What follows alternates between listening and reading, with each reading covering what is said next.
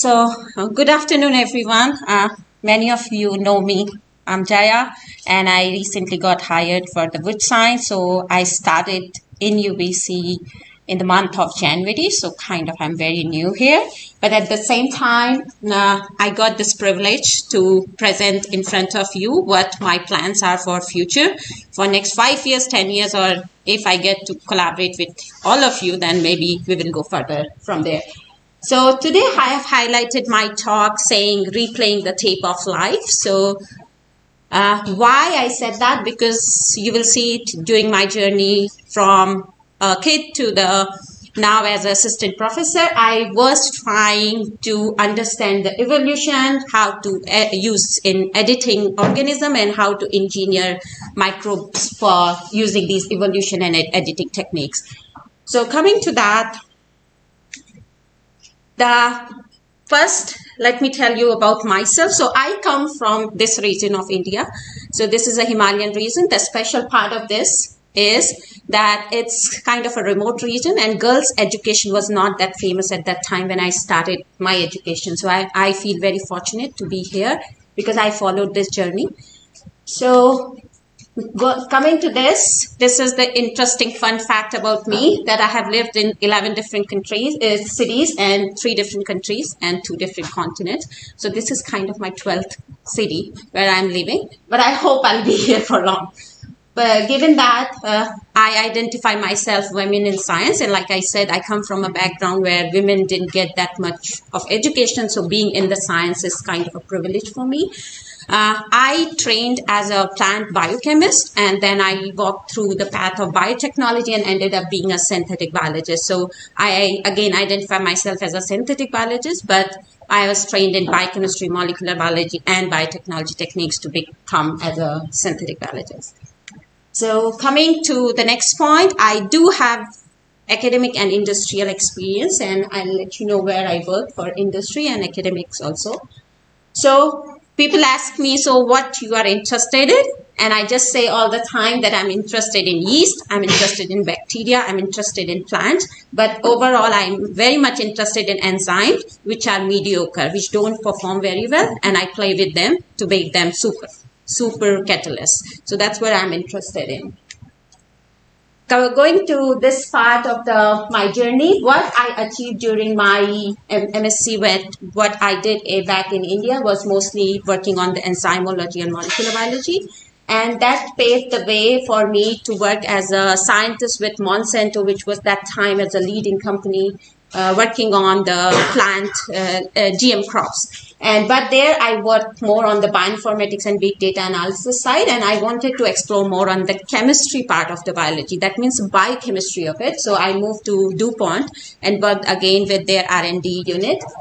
And that was the time when I decided that I want to do PhD, and that too in plant biochemistry. So I moved to Canada here, and I got a fellowship from Government of Canada here to work with the Agriculture and Agri-Food Canada. And I was affiliated to Western University in the Ontario side of it. This was the time when I became more interested in protein and worked towards more like teaching and knowing how to communicate the science. And this led me to some postdocs, which was in Florida. And later, when the pandemic happened, US was not the good spot to be in. I moved back to Canada and I started my another postdoc in Concordia University. And finally, I'm here with you guys. So what I do here, and the same thing, like I said, that I am very interested in enzyme evolution, editing, and engineering. And for that, my focus is these 3 things, which is to reduce, to recreate, and to recycle. And I'll take you through these 3 platforms of my research program, which I'm very much interested. And 4th is the surprise. So a building needs a 4th pillar, and that's what I'll tell you, that what's going to be the 4th pillar for my research program. So 2021, all of you know as the Corona year, everybody thinks about that, but something else also happened during that time, which a lot of forest fire happened. At the same time, you saw a lot of flooding was going on. And at the same time, because of the war, there was the food crisis. People were dying because of hunger, and also because of the climate crisis. So this is the what we were reading every day, which was the global warming is the problem, climate crisis is the new issue, and we have to take care of it.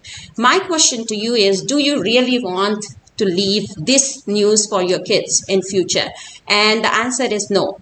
And irony is that I'm not the first person who is telling you that we have to do something for this climate crisis. And another thing, I'm not the last one who is telling you this. So people will come and talk about it. And that's what is the whole idea of my research work in going forward from here.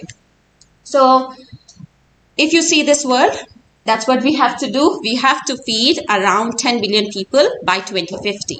So that means we have to increase our food production by 70%. But at the same time, 30% of our food we are actually wasting. So that means we have to do something about the food waste as well. And 2050 is also the date for the zero carbon emission. So that means it's a very tight timeline. You have to feed people, you have to reduce the waste, and also work something to reduce the carbon emission. So as a plant scientist, or in general as a chemist, that's what we are looking for. We want to improve photosynthesis, we want to improve the yield, we want to have some sustainable solution for waste. And in short, we have to do carbon farming. And if you want me to ask how to do carbon farming, I would say just look at your carbon budget. Where are you where are you storing the carbon? Are you gonna do something with that carbon? And are you gonna put it back in your cycle? That means, are you gonna be doing the cycle? Are you recycling few things? So when I started this work, I looked into plants, and imagine you have a party and you want to feed people. So that's how the plant does. It has the 100 photosynthesis carbon, 100 carbons it fixed with the photosynthesis. Half the plant uses for themselves. That means for the respiration and other processes.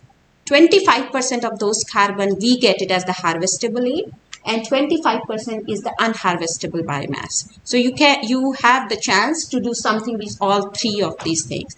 So what happens that even in the respiration, plants use 25% of the carbon which they fix for their maintenance. That means to do some of these processes, which is make their own protein, make their own nucleic acid, and to even maintain ion current concentration and all. So if now we have to feed so many people in the world, generally what you will do, you will say, let's order more pizza. And that's what the plant scientists are thinking, to increase the photosynthesis. And that's what you hear this term again and again, that we are making Rubisco better. But it's going on for a long time. I have a different plan. The plan is that instead of just ordering a big pizza, you can think about the slice, which not many people are interested. And you can just reduce the slice, which is, you can redesign your slice. And that's how, if you combine both the strategy, that means get more pizza, but at the same time, don't order the pizza, which is with the slice, which is not favorable, then you will feed more people. So that's what my plan is, that going forward, the plant people who are doing more on the increasing photosynthesis, and the other people who are working on the carbon loss side of it, they should come together and do a combined strategy. So this is carbon budget, just to explain you in terms of how you can tackle the carbon budget. So what we can do with this extra biomass carbon? Actually, you can do whatever you want to do. Especially as a bioproduct institute, you have known that we can install new to nature designer pathways. You can produce new biopolymers, and at the end, you will be able to actually put it like a circular economy, where you are creating something, you are saving your carbon, and that carbon you are saving to produce more biopolymers. So to do this, the whole idea is you have to do some redesigning. And how you redesign this whole system of life. And this is how I came into conclusion that to help the redesigning the life, there is some promise which is done from the synthetic biology. So synthetic biology is a very new field, which was maybe developed like 20 years back with different names. So it's kind of a toolbox which will help you to engineer and design the biological system that you could use it for a range of application or a modern day life purposes. So that's how the synthetic biology could be a tool to redesign these life for you. So to give you some example, what you might be knowing, that synthetic biology has been used to how we make clothes because of the new creation of the dyes. And then in your Impossible Burger, all the meat, the non-meat based burgers, that's how the synthetic biology actually contributed to introduce heme to it. Then this is another one which is on the cannabinoid industry, that you can produce a lot of very high quality cannabinoids in yeast rather than going and growing your cannabis. Then if you are interested in doing something very fancy, then you can go for those kind of smells which are very exotic and very expensive to buy, but you can produce it in your lab or even in your backyard, just brewing some yeast in your backyard. This is another story which was the big one, that Brazil said that we will be running our buses on these biodiesels, which will be done using the synthetic biology on this sugarcane. But see what I'm showing you, you can see the news here, which is from 2011, because it's not easy to do it. It's still after 10 or maybe 12 years, they are not able to run their buses on the biodiesel created from the sugarcane waste. So that's why I said that there are solutions in synthetic biology. The problem is it's not easy. So as a scientist, it's our process, our priority to create some better enzymes so that we can do these processes. But at the same time, we do need better organisms, because if you are just using one kind of yeast, it might not be doing all the jobs. You might to go look for other organisms which can do this job. And at the same time, you have to do better production. So almost everybody nowadays talks about that how they are producing in the lab. But when it comes to taking into an industrial level, the titers are so bad. So that's why, as a scientist, it is our need to do a better enzyme, better organism, better production. So coming to my first pillar of my research program, which is the carbon loss. So I want to work on to reducing the carbon loss. So, and how I want to work with this to do the enzyme evolution. So what I showed you this slide, which was the carbon budget. So I focus on the protein turnover. So if just to look about the protein, to just synthesize one residue of a protein, you need 6 ATP. That means a lot of energy is wasted during this residue biosynthesis. So if it's an expensive process and if I can reduce the turnover, it's a win-win situation for me. I work with the enzyme because I like it, but at the same time, I contribute to the gaining more energy in the plant, which will be used to produce the different polymers.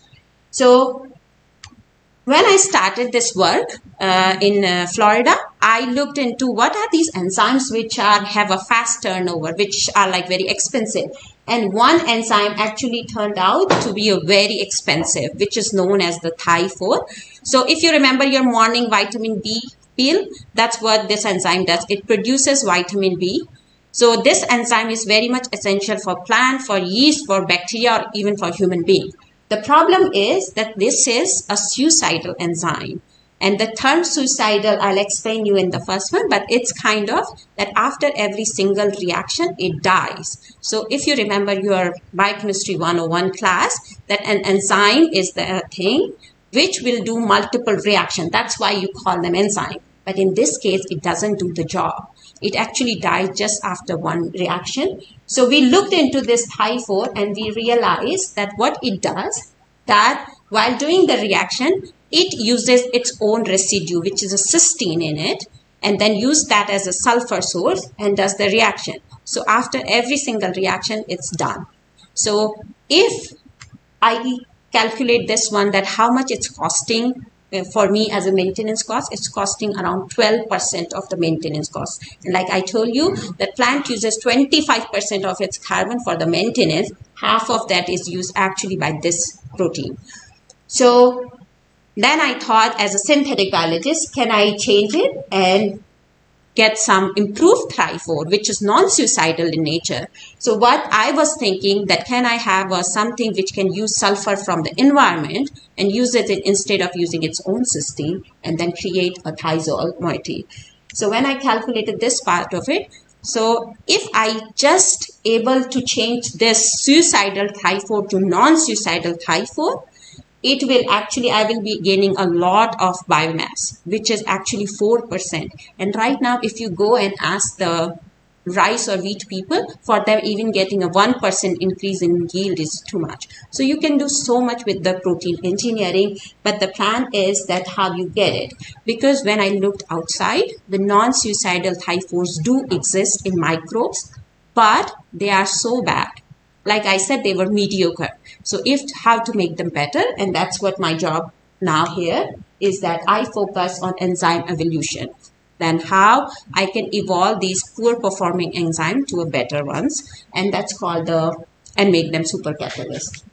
So this is done by a method called directed evolution of enzymes. This is one of the SynBio's most iconic achievement, because in 2018, Francis Arnold got the Nobel Prize for it, and it became like a masterpiece of SynBio because people were using it fast, but not as a continuous directed evolution. So how it works, to just explain you in simple words, it's like a repeated round of mutation.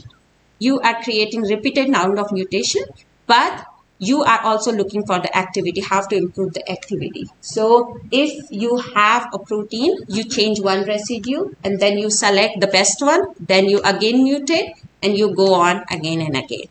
And if you just search this term in your Wikipedia, you will realize that this kind of experiment is running in one lab from 1988. So it's like people try to study the evolution in the lab for longer time. But in my case, I want to do a faster way. I don't want to do it for next 20 years evolution of one enzyme. So that's why we do need a continuous system where we evolve, select, and evolve and select, and everything should be high throughput in nature. So coming to that, I realized that if I want to have an initial low activity, I want to have a very good enzymes which has a super activity towards the end. So that means I'm looking something that if something is not performing good, I'll just throw it out and I'll just go with the good ones and I'll again evolve them. So what happened that during my first postdoc with the University of Florida, I pursued this thing, and then I decided to look for some platforms like yeast and bacteria because they can evolve quickly. They double very quickly. So that means I can evolve faster. So I came to know these two platforms. One was in yeast and one was in E. coli.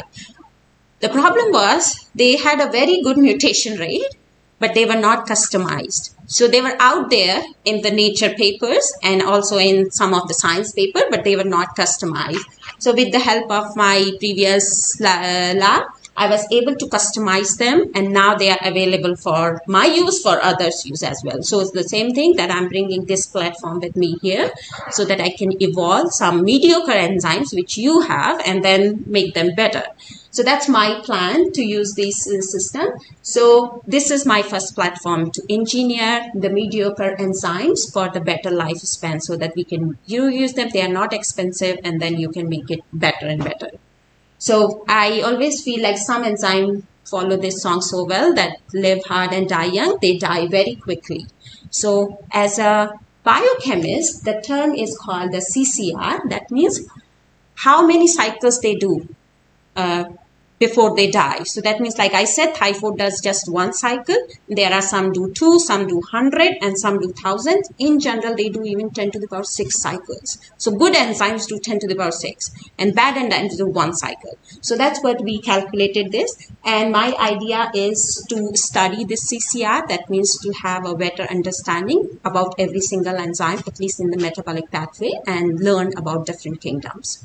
So to do this, we published this story where we were taking the yeast, and it's all theory-based data. We calculated, it's the COVID time data, I would say, when you are sitting in home and you have nothing to do in the lab, we came and we decided to calculate all the CCRs for bacteria, for yeast and plant. And then we realized there are a lot of enzyme actually in the system which needs evolution because they didn't go through those evolutions. So if I can make them better using the synthetic biology, it will be a a great thing. So right now, my first platform actually has some enzymes in picture, which I'm thinking, which includes some of the cysteine synthesis, methionine synthesis, and some of the polyketide synthesis. I'm putting those names there, but I'm very interested in evolving enzymes which you guys have, because that means you have the whole system set up. I just make them better and give it to you. So my job is done. So it will be a quick system to evolve some poor performing enzyme in your system, whether it's chemistry or biology or even in the material sciences where you use a lot of enzymes. So going to the next part of my thing, that what is the second platform? I want to recreate cell factories. So like I said, that people are using yeast and bacteria to create some novel product or to use it. But the problem is that right now, if I get you a good enzymes, then how are you gonna recreate them? So I'll help you with that, which is to recreate those cell factories by editing them. So like I said, that if you have enzymes, which like I evolved, which was the directed evolution, some people just know what to change in the enzyme and they get it. So which is called the rational redesign. So if you have those kind of enzymes, the plan is how they are gonna be installed together. How I'm gonna be installing, and this will be done using the editing and engineering. So a lot of you might have known this term, which is known as the CRISPR system. It's very famous right now in whole biology world, where people are using CRISPR system to edit the genome or to introduce new pathways. So that's what I'm going to use it. But what new I'm doing here and why I got hired, because my plan is to do, instead of just doing the lab-based approach where we are just spending a lot of time figuring out what is good and bad, I'm going to be developing a machine learning platform, because ChatGPT is here. Everybody is using that. So why not me using machine learning for that? So we are going to develop a platform which is going to be helping us with the prediction in the directed evolution. That means what to change in the protein so that we get better result quickly. Not to take 5 years, but quickly. And at the same time, how to construct these pathways, that whether we have those organisms present, whether we can do it. So that's my plan, is to establish this machine learning platform, which is some people are doing here and there, but it's kind of, it will be a one shop where you can provide your services, as well as we can help you to use the machine learning platform to predict some pathways.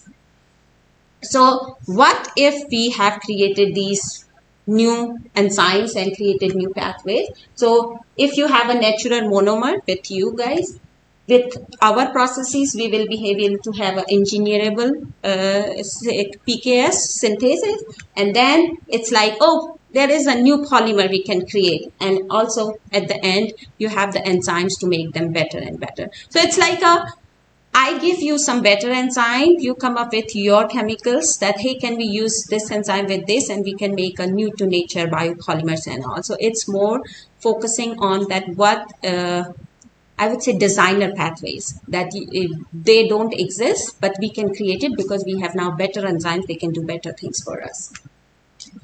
And the third one, which is the last one, which you might be very interested, actually everybody is very interested right now, is how to recycle the feedstock waste. And that's what we are going to do with the metabolic engineering. I like this quote a lot, because that's what I have seen, that waste is not the waste until we waste it. So in my case, I'm the garbage man here who is going to collect the waste. And that's what we are going to do. We are going to do the valorization of the waste. So if you have a feedstock waste, if you have a food stock waste, or if you have even this very simple like textile waste or anything, we can use the waste to create something amazing from it. So that's my theory, that we can do the feedstock valorization, and that's how we can contribute towards the circular bioeconomy. Like I said, that's kind of a pathway for the next generation, because we can't go back what we have created, but we can recreate something what we are wasting from it. So that's how we can introduce with it. So I tell this story as this, taking something which you are throwing in the sink to shelves and selling them, or maybe your trash, which you can just collect it as a treasure. So so one example of that, when I worked in past assignment, where Agropur, which is the biggest dairy cooperative in Canada, they came to us and said that, oh, we have this problem that when we make a lot of cheese for the market, there is a lot of water which we throw it out, which is kind of a milk permeate, which we throw.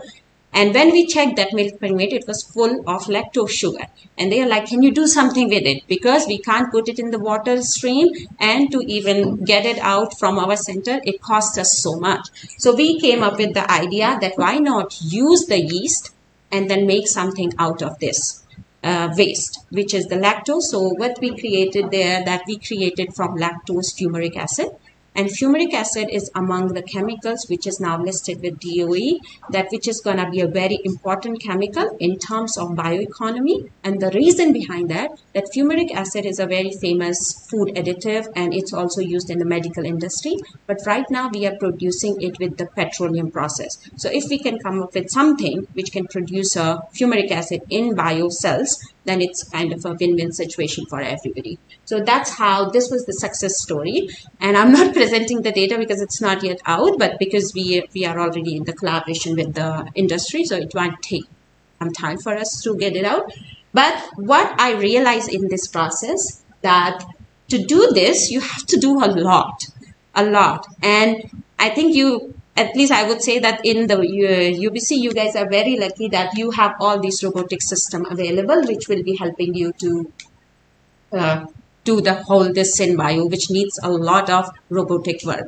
So coming here, my vision is this for this third platform, that I want to have an end-to-end solution for this microbial engineering and bioproduction. And I'm very lucky that within my 3 months, already people are here thinking about this whole production. I'm part of some of these initiatives here where people are like, oh, you created the strain. Can we do bigger? So already in Enzymes, Dr. Sedler's lab does that they have they scale up the production, and that's where we see the bottleneck. That things I can create in the lab, but once it goes to a real bioreactors, it doesn't perform. So that's what my plan is, to have an end-to-end solution here, so that we can do microbial engineering with this good enzymes, good organism, and finally have a better yield here. So this is my theory, that if you bring me all these waste, which is agriculture waste, food waste, I'm not going to put it in the landfill, because it's again going to create CO2 and methane, which is again very against our whole climate theory. So it's going to be a lignocellulose biomass, which is full of sugar, phenolic acid, fatty acid, cholesterol, and you name it in this. And you can create a lot from it.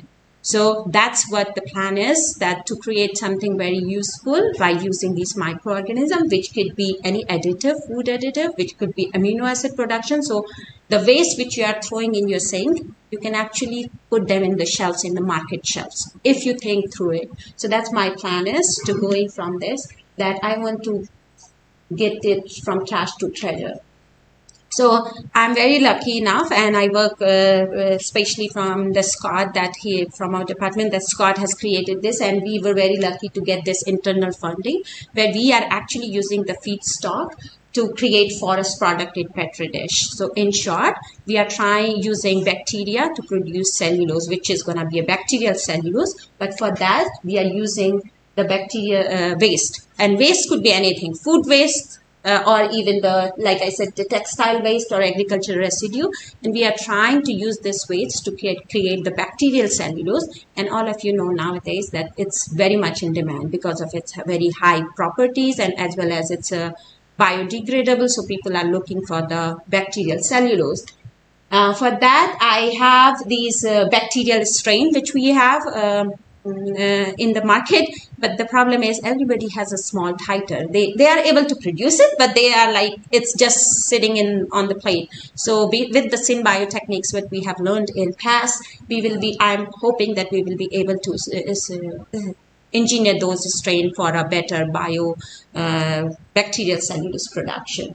So this is how I'm replaying the tape of life here with the enzyme evolution and editing and engineering. And like I said, these are just the 3 pillars. And what's going to be the 4th pillar, which is going to be the very important, which is collaboration and diversification. So these 3 ones, I bring it because I learned it. But the in past, I was very lucky enough to work with a different kind of funding agencies as well as government fundings and university settings where I was able to collaborate with my three amazing mentors that they actually created this network for me where I was able to create with industry, I was able to create with Nobel laureates.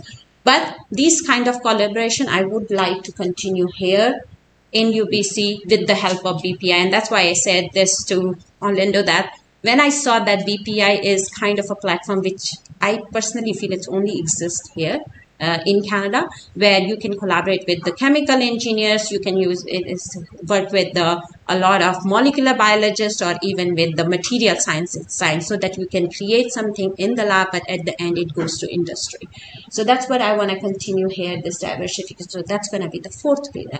So what's going to be the foundation of my research program? And it's going to be the equity, diversity, and inclusion. So like I said, that I'm very much passionate about science, but at the same time, I also felt during the time that I grew because people gave me this opportunity to do this. So that's what I'm going to follow, that that girls do need power to do some coding. So that's why this metabolic engineering platform of mine is going to be developed for the people who are not yet trained in that society. So that's why they get the chance to do those kind of coding and get that opportunity to do that.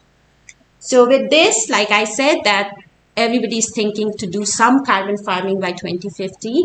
And my plan is, if you really want to do it, you have to do it by 2025, because that's how you can achieve the goal. Like I said, it took 20 years and still the buses are not running on those biodiesels. So it needs to start now. And with this, I would say this was my team in past, and I was very fortunate to work with them. I really want to acknowledge them from this platform because that's why I'm here. But going forward, I would like to collaborate with all of you, or even just come and talk to me, because I didn't put a lot of data, seeing that how diverse the audience is, but at the same time, any single topic, I would love to talk about it. At the end, like I said, I don't want to leave my children in that kind of planet. I want to leave this one for our children. So for that, I feel that synthetic biology is the revolution. The only thing we have to think through it, that how to use it and how to make it better. So with that, I would just conclude here. And I would also say I'm looking for students in my lab to do this work, because I believe in team and I believe in good team. So I'm hoping to see some of you coming and talk to me about these projects. So thank you for this opportunity, and I'm open to questions. Thank you.